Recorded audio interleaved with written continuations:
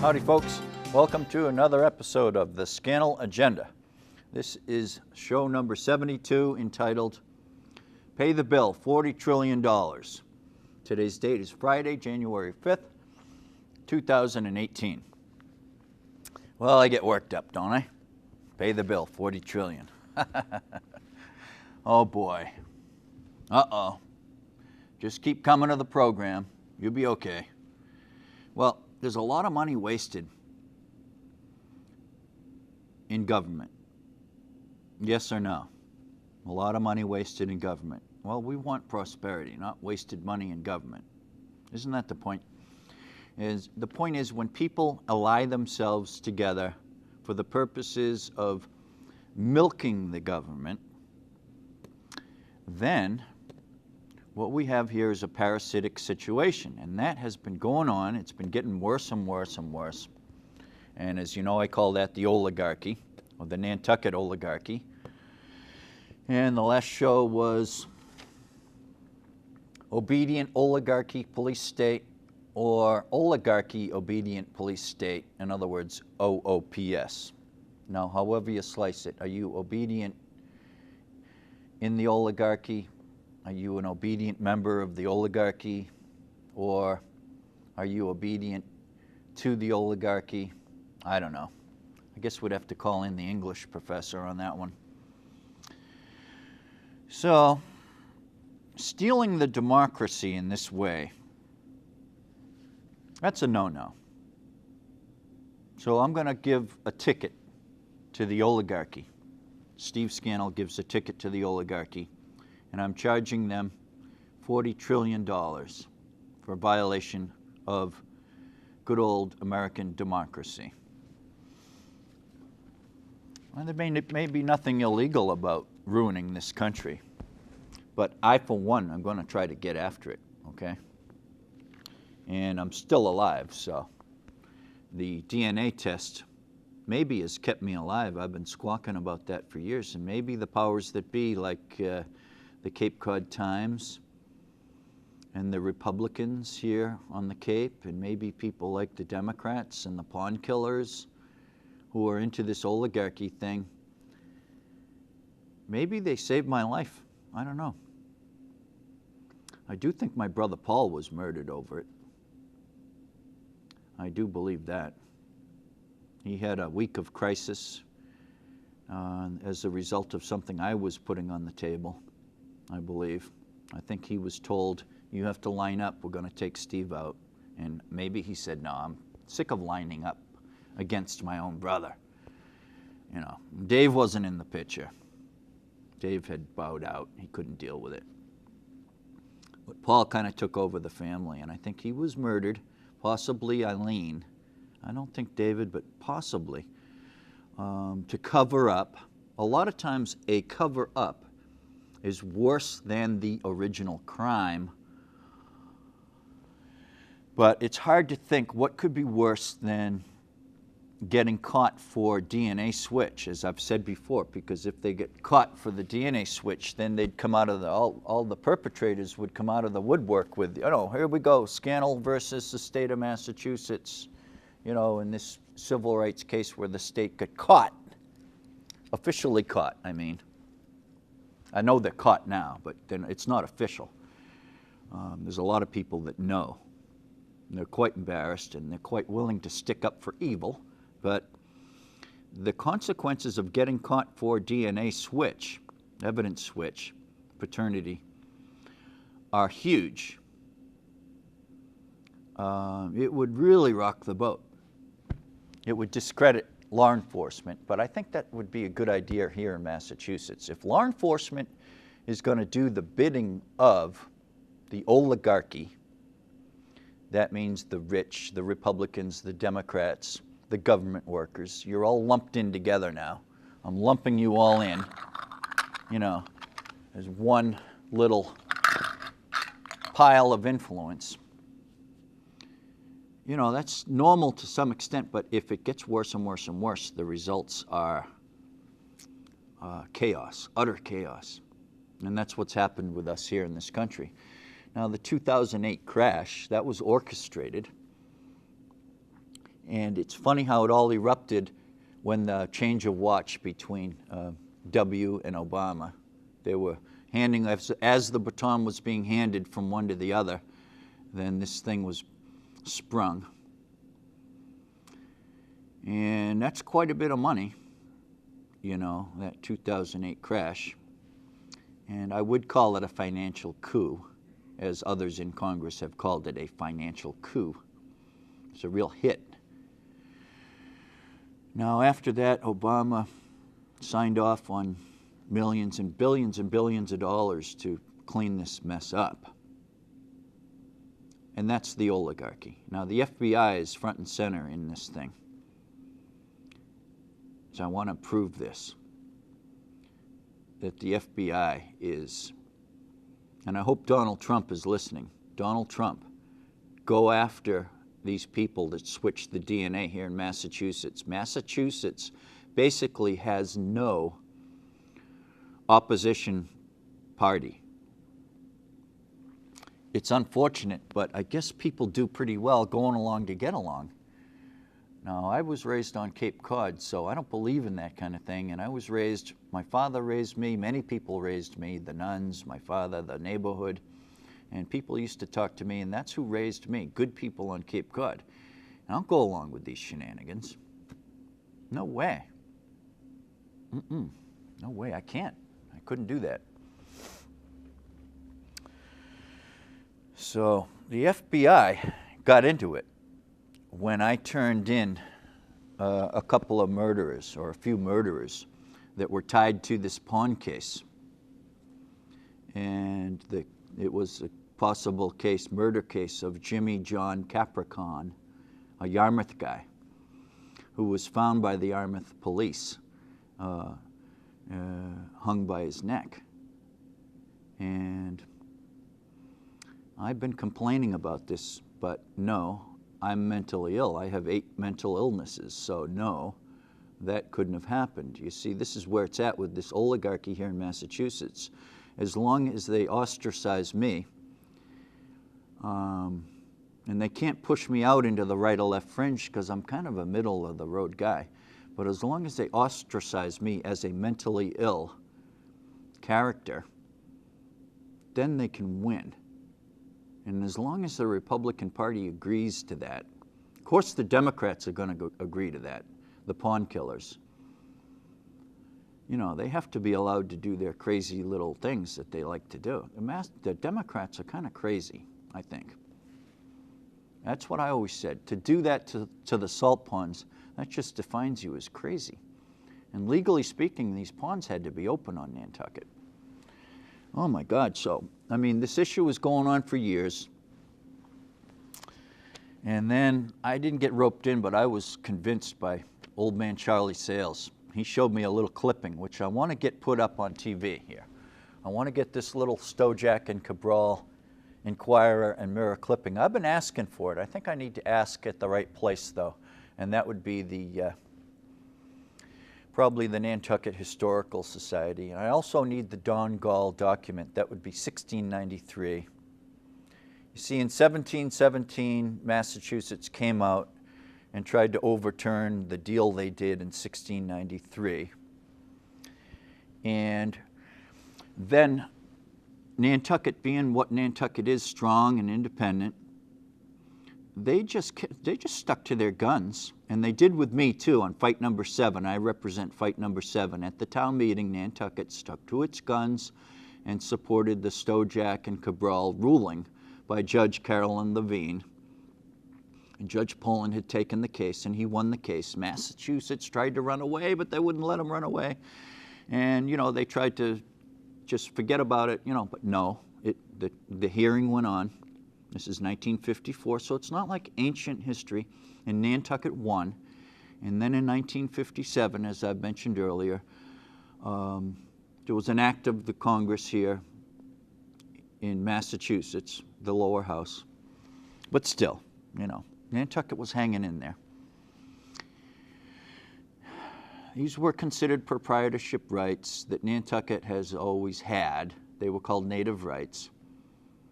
Very, very, very important piece to me of a national historic treasure in living form. Sometimes I shake when I think of the people that are going to just ruin me and ruin that piece of history. In 1692, Nantucket was a part of New York. And in 1693, a deal was done. And Martha's Vineyard gave up their rights around the turn of the century. According to Charlie Sales, he told me all this stuff. And he was chairman, I think, of the Rights of Way Committee on Nantucket. These are old timers when I was younger on Nantucket. You know, I was all grown up, but I moved out there in 1979 to be a fisherman, to raise a family, etc. And I thought I'd get into politics because Dad was really good at it, and Dad raised me. And I thought if I got an early enough start, I'd be good at what I did, you know, if I really applied myself. So I worked, of course I worked, but then I dabbled at on issues.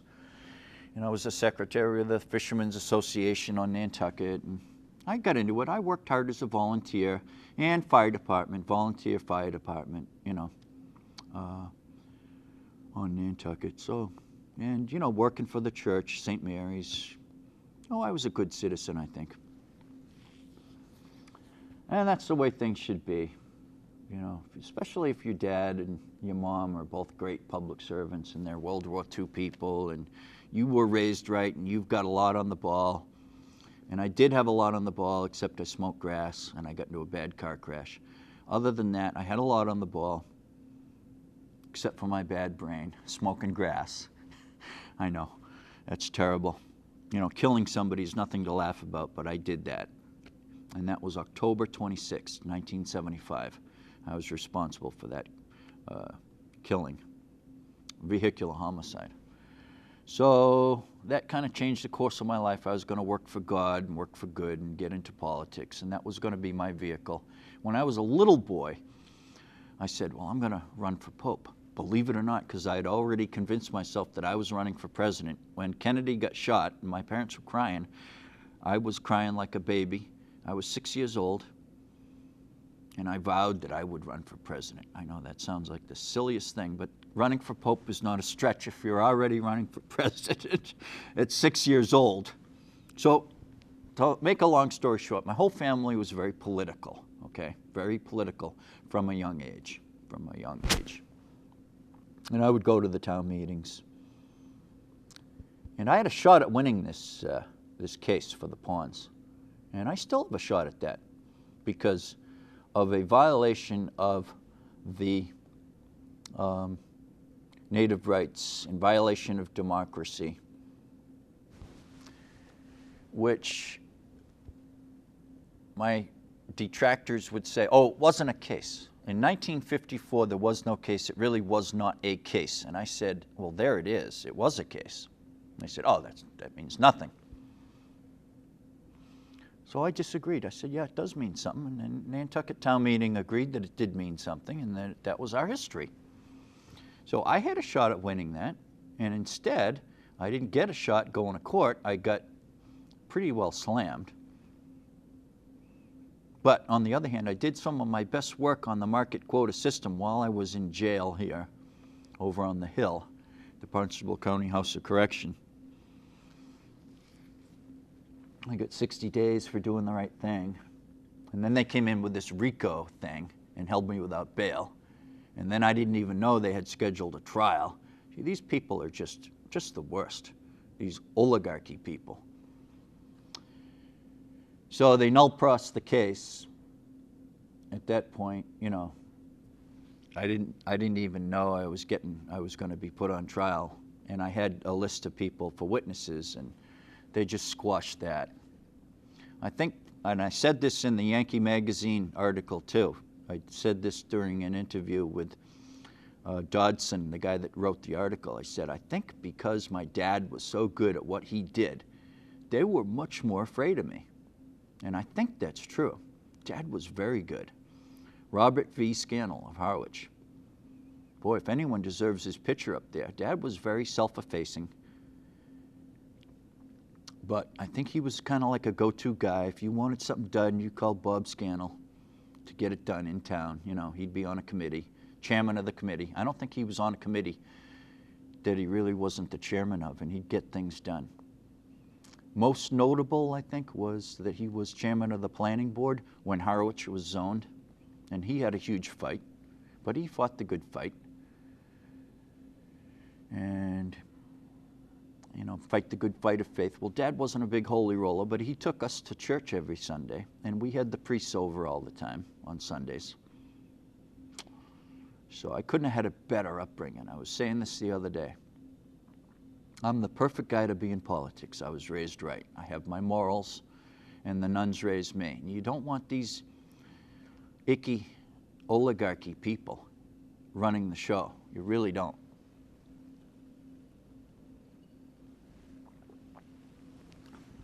You really want people like me who the oligarchy hates. You want good people in a democracy. What was that de Tocqueville said, when good men do nothing, you know? Well, that's the situation we're in. A lot of good men, hello Republicans on Cape Cod, you know, they do nothing. As if it's okay what happened with the pond fight. Oh, it doesn't. It matters. Everything like this matters. And it's because if you don't think things matter and you don't want to get things handled properly, and to me, problems aren't handled unless they're handled properly. They have to be handled properly. So, I say, $40 trillion, there's the bill. Pay the bill. This is to the oligarchy, who has racked up a lot of profits, being, you know, sucking on the taxpayer's tit, let's say, or teat. It's parasitic, really, when the two parties get together in bipartisan corruption. It really is parasitic in nature. But that's what's happening with our country. You remember the codfish apology? I brought this up some months ago. We on Cape Cod need to humble ourselves a little bit and hopefully apologize for the codfish, the lack of codfish. Because Cape Cod people, you know, we're not Gloucester people with the big boats. And we're not New Bedford people with all the big boats. And we really should have been standing up for the habitat and the stocks. Because small boat people know better. Cape Cod, the islands, Nantucket, Martha's Vineyard, you know, these ports, Plymouth. We're the small boat people, and we knew better than to go along with this nonsense of limited entry and, you know, a few special fishermen having the fishing rights, and then, you know, locking everything up in cement, including all the habitat destruction, including all the high grading and bycatch destruction and all the mess that we had. Well, we have it even worse now. We didn't fix anything. Well, we should be the ones squawking. And to have me squawk, that's not good enough. We all have to line up and start squawking about no codfish. 10 minutes. Thank you. So now, this silliness about the $40 trillion bill to the oligarchy. If we got it in our head because of a DNA switch, what's been going on in Massachusetts has been so evil, and we wanted to prevent this fire from spreading to the building next door and then, you know, having a conflagration. If you want to contain this oligarchy fire here in Massachusetts and call it centered on Nantucket, after all, our two presidential candidates had to go out to Nantucket to speak with these people that own the private jets, or rent them, whatever. You've never seen so many private jets in your life. Not that there's anything wrong with that. I'd love to have my own private jet too, but chaos is just the result of all this, this oligarchy mess. And we've got to put a stop to it and don't let it spread to the rest of the world, let alone the country. This is a worldwide effort, basically, to, you know, control the money supplies. And I have my ideas on that too, but oh my God, you know, people have always said, and we ignore them. You know, all you got to do to bilk billions of dollars and trillions of dollars is just control these money supplies in the banks and get things rigged in your favor. And it's like being at the bottom of the funnel and the money goes in. We're all suckers paying in, and all these taxes and that go to all the rich, basically. The rich, I mean the really rich. Got nothing against making money, okay? Don't get me wrong. I got nothing against making money and then having the money. But I think really what we need is an estate tax, an on-running estate tax, and that's one of my projects, which I'll get into. And this would be how we would collect. It would be a wealth tax. The only way you could do it, basically, would be to have it worldwide in scope. And I'm not saying we need world governments. I believe in sovereignty of nations. However, if we let this go, we're going to get snowballed even more than what we've been, snowballed here. And the key is this DNA test. If we want to send the bill because the DNA switch was done, and then they all piled on against Steve Scannell and said, oh, Steve's crazy, that's going to cost you $40 trillion if that happened. If it didn't happen, well, it did happen. But if it didn't happen, that would mean like I'm delusional or wrong. But it happened. It did happen. Now, there were two switches of DNA. First for the criminal registry, and then for the paternity. So when I was booked, the first one happened, and then after I got out of Taunton State Hospital, which I shouldn't have gotten out, but I got out. Then, and Judge Macy, he was fit to be tied, and he was saying, I'm going to send you back to Taunton State Hospital. You better shut up. And I was listening to him, and Judge Macy said, you're going right back to Taunton State Hospital, believe me, if you open your mouth. Now, the jury on a 209A trial had a question for me, and he wouldn't let me answer the question. I had to keep my mouth shut. And Macy, Judge Macy, he went on and on and on, and he started jibber-jabbering about, he just had a real monologue. But I didn't get to say one word because he warned me, Judge Macy warned me, if I had one thing to say, that I was going back to Taunton immediately. And I took him at his word. He was angry because they told him, you shouldn't have let Steve out of Taunton. What are you doing? But that's another story. There was a judge before him.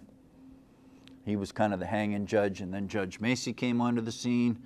But Macy wasn't told or let in on the deal because my lawyer thought that I was going to just say, okay, we need a second opinion. And then I fired this lawyer immediately upon getting into the courtroom and made him sit down and shut up. I didn't want him spilling the beans or anything, so Macy let me out of Taunton, which he shouldn't have done. He should have killed me because I'm back at them. But it would make a good movie, and it really did happen. I really did suffer with these people going through 5 or 6 or 7 different commitment hearings and dangerousness hearings. The political activist is not the friend of the oligarchy. That's the issue here. So we got to get this DNA test done and then send the bill to the oligarchy, $40 trillion. Pay up, and we'll collect it out of your we'll garnish your bank accounts there. And we'll get this $40 trillion from you, thanks to the Massachusetts oligarchy. You're bold as brass, too big for your britches, and we're going to cut you down to size and take $40 trillion from you for this particular infraction, and we're going to do it with a special wealth tax. So that's what I'm proposing, a wealth tax. I've got it all written up, and it's very graduated. It doesn't really kick in until the really, big money, like $5 billion. If you're worth more than $5 billion, you're going to be squawking. If you're worth less than $5 billion, like $1 billion to $5 billion, then you're not going to be comfortable with it, but you can pay it. It's the plus $5 billion people that are going to be whacked for this $40 trillion fine. And they owe us the money. Not because of this DNA switch, but exactly, yes, because of this DNA switch, because this represents the oligarchy and what they do. This DNA switch represents them. And that's two parties here in Massachusetts that aren't really parties at all. They really are just the oligarchy. And the oligarchy is not a party. It's just a collection of rude people who overstep their bounds. That's all. Government workers, social service, agency people, all the money people, the financial people. I'm not criticizing big business necessarily. No. I mean, business is basically, they're trying to make a buck. But government unions, private unions, I would say they're all, you know, the MBTA, I mean, they're all getting money that they shouldn't be getting. It's ridiculous. So the Clintons and the Bushes, these are all the types of people that are oligarchy people, Clintons and Bushes. So this would be a little message to the Clintons and the Bushes that, you know, we don't need you puppets running the show with the oligarchy. And we need to dump these cheese food, 2 minutes, dump these cheese food, I call them newspapers and media. The cheese food, it's not real cheese, you know. It's like really, you know, if you have good cheese, it's really quality. You got to pay a little bit more for it. But in the media, if you're putting out garbage, like, do you remember when they put out all that garbage against my good friend, Senator Wolf? He's not really my good, I knew him just vaguely, but on Nantucket, boy, I saw him in action. What a great guy. What a good governor he would have made. And I'm a Republican, but that guy was great. And they knocked him out of politics. Same as they're knocking me out of politics. If you're not for the oligarchy, you're getting knocked out of politics, folks. You have basically no chance. So we got to get this DNA switch done, and we got to put it on the table, and we got to send the bill to the oligarchy. Pay the bill, $40 trillion. Thanks for watching the Scannell Agenda.